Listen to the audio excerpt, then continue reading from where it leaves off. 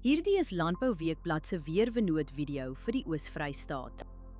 In kort, humiditeit bereik hoogtepunte teen 99%. Risiko vir swamdruk is hoog. Hier is die besonderhede.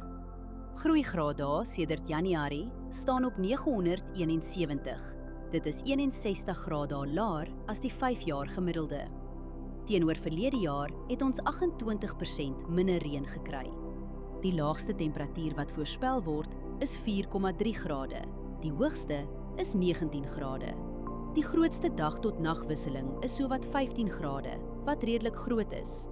Skerp wisselings van die aard stres die gewas en kan groei en blomontwikkeling beïnvloed.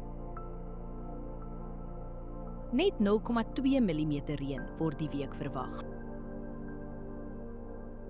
Die ergste winddag is Vrydag met ongeveer 12,1 km/h. Vermy spuit op daardie dag. Die res van die week bly onder 15 km/h.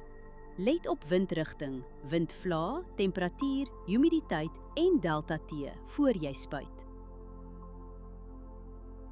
Verdamping is die hele week onder 3 mm. Oorbesproeiing in die soort toestande hou risiko in vir wortelsiektes. Humiditeit is meestal hoog en blaarnatheid gaan donderdag matig wees. Dis is die kans vir swamdruk sterk.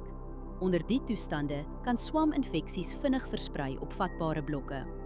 As jy een ding doen, oorweeg dit om die stil, droë weer te gebruik vir 'n voorkomende swamdoder toediening. Hierdie weerinligting is gebaseer op werklike data vanaf meetstasies. Die data word deur TerraClim skoongemaak en geverifieer. KI-interpretasies word deur grondwaarheidsdata onderlê, aangedryf deur Villa Crop Protection.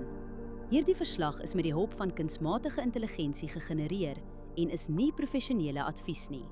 Gaan na weather.villacrop.co.za en kies die weerverslag vir jou streek.